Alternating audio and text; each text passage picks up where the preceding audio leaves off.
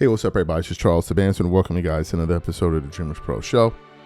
We cover everything from sports, hot topics, classic debates, entertainment, and we give you guys a fresh perspective on things and how we see them. Today, we got an insane show for you guys here.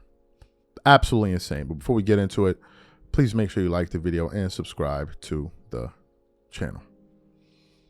So, yesterday we did a show, or live, rather, reacting to the comments that were made on the new Rich Paul, Max Kellerman podcast. I think it's called Game Over, right? I was watching a little bit of it today, right? I think it's called Game Over. Let me see. Game Over with Max Kellerman and Rich Paul, right? And I want to say this quickly. I was watching a little bit of their first episode today, like spending a little bit more time watching it. This show, I know, is going to be better than Mind the Game, by far. And the reason I'm saying that is because Max Kellerman is doing a lot of pushing back on Rich Paul. He's actually like pushing back on some of the things. He's not like Steve Nash, who just looks like somebody being held hostage on that damn show. He's actually pushing back, and and he's not just letting Rich Paul run away with the show. And that's what's going to make the show at least good, right?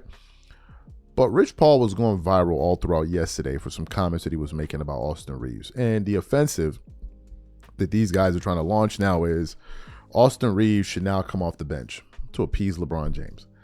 Austin Reaves, who is on the verge of signing a $200 million contract, becoming an all-star, should sacrifice that for a 41, 42-year-old who's already a billionaire to help him. Bro, you can go kick rocks, right? We're not doing none of that. I'm not sacrificing nothing for you, bro. I'm the second best player on the team. I got the second best numbers. I ain't sacrificing nothing. You come off the bench. I'm not doing it. That would be my mentality. But Rich Paul goes out there and starts saying these things about Austin Reaves. And I'm like, I've never seen anything like this before. To the point where you have former NBA players calling him out.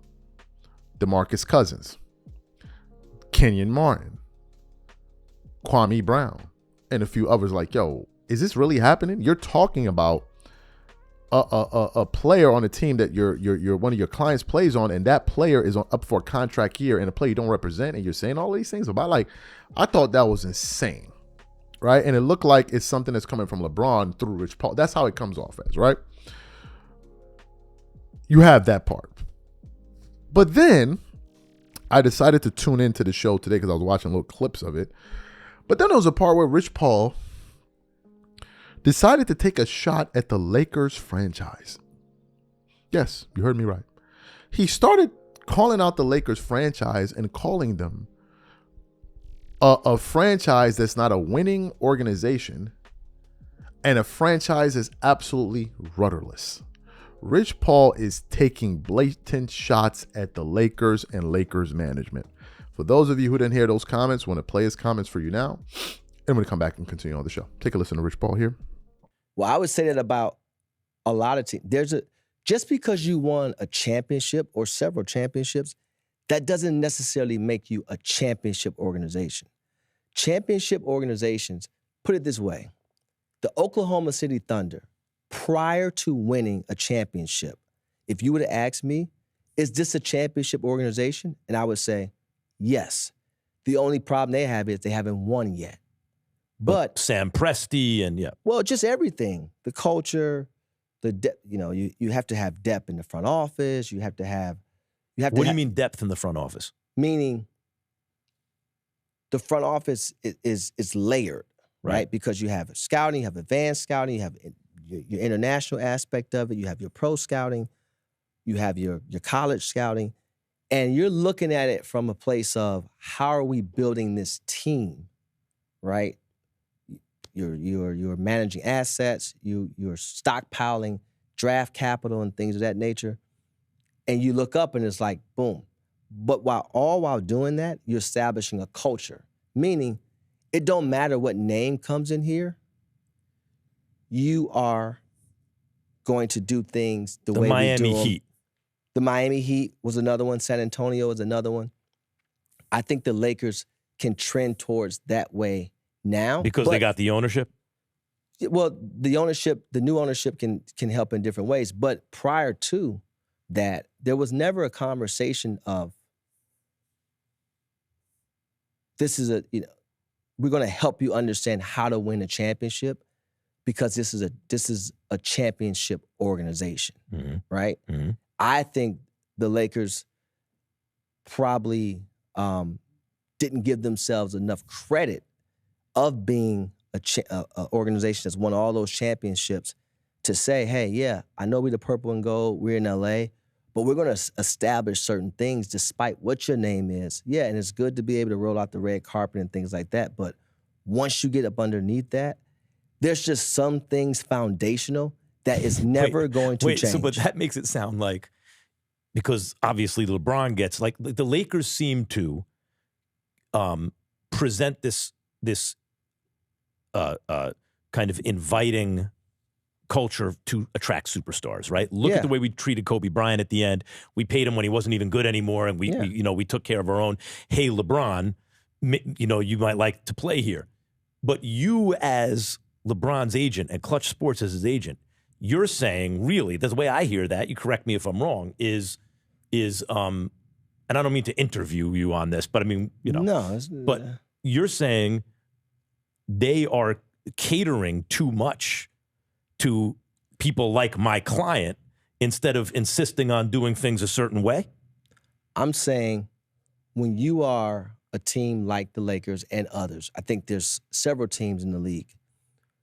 Sometimes when you are that attraction, right? You're in LA, you're the purple and gold, the history, the legacy, all of that. There's a couple ways you can lean.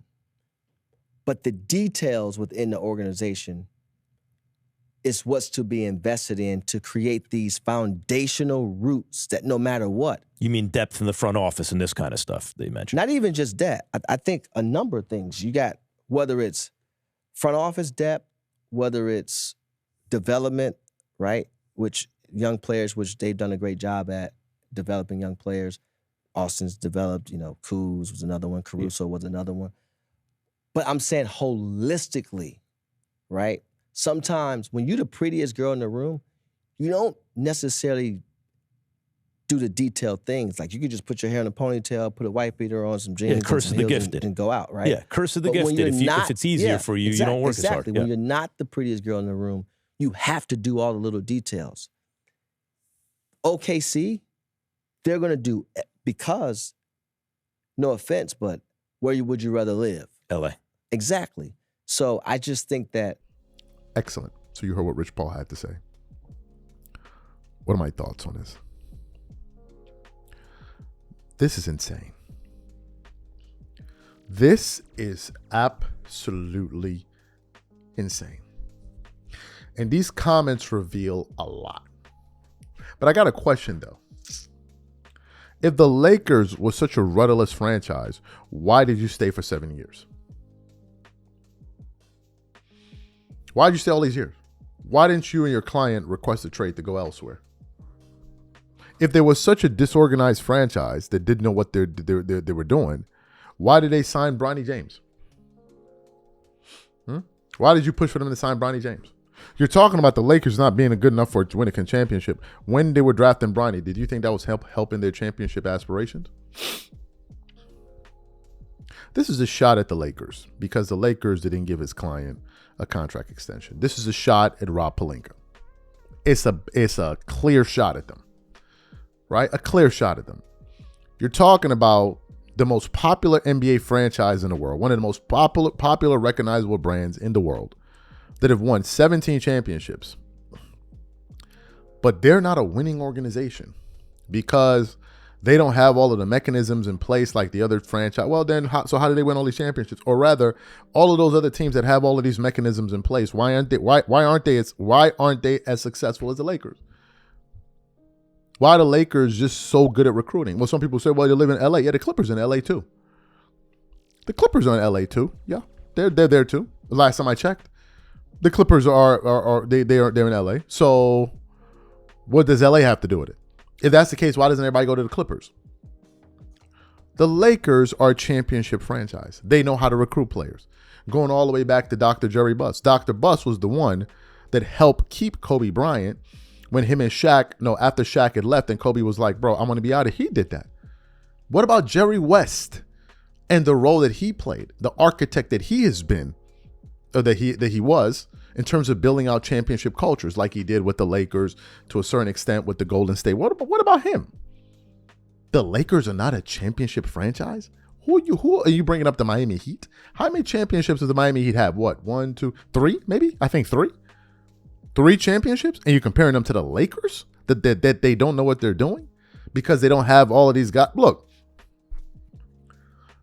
let me relate this to podcasts. Okay? You have a lot of podcasts. These guys have the bells and the whistles. They have all of the expensive lights. They have this. They have that. They have that. They have this. They have this. They have that. They have the editor, this guy, that guy, this guy, that guy, right? They have all of the things in place, but they don't get no views. But nobody watches them. And then you have some other guys who don't need all of that nonsense, and they're doing fantastically well. They're not doing it the way where everybody has this cubicle. No, some people have a totally different methodology, and they're still very successful. Very, very successful. But to say the Lakers are not a winning franchise, if the Lakers are not a winning franchise, why didn't you convince your client to jump ship? Why were you guys upset that the Lakers didn't give you a contract extension if they are a confused franchise? Why would you want to stay there if they're a confused franchise? Or is it that you didn't really want to stay at the Lakers? You like the name and all of that stuff, and the fact that it's in LA and you have the visibility and all. Is it that? Is it that? I mean, what are we talking about here? The Lakers have been to how many championship appearances since 2007? 7? How many other franchises have done that? How many? How many? But this is where we are. Now we're at the point where on their way out, they're really now letting you guys what they thought all along about you. Now y'all are hearing it, that they don't know what they're doing. Imagine the team that don't know what they're doing is the same team that drafted Bronny. I wonder if they knew what they were doing then. I wonder. Well, Lakers, you're getting what you deserve. I'm talking about the Lakers management. You're getting what you deserve. You got into bed with this guy. This is going to be the results of it. Now you have his agent talking about players on your roster, recommending coaching decisions in terms of who they should bench and all of that, talking about how you should run your franchise, etc., etc. This is where we at. This is where we are at.